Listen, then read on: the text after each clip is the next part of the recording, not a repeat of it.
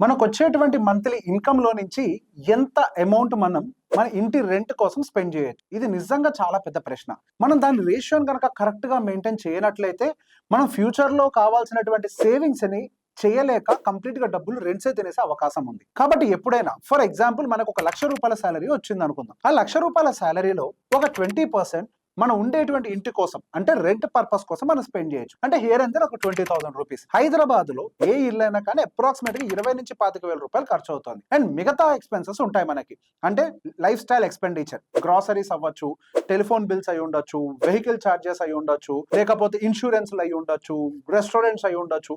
ఇవన్నీ కలిపి అప్రాక్సిమేట్‌గా మన లైఫ్‌లో ఒక 40% వరకు తేలిపోతూ ఉంటాయి. అండ్ దాంతో పాటుగా కిడ్స్ మీద మనం పెట్టేటువంటి స్పెండింగ్ అంటే వాళ్ళ ఎడ్యుకేషనల్ కాస్ట్ అవ్వచ్చు, ఎక్స్‌ట్రా కరిక్యులర్ యాక్టివిటీస్ అవ్వచ్చు, వాళ్ళ గ్రోత్ గురించి అయి ఉండొచ్చు.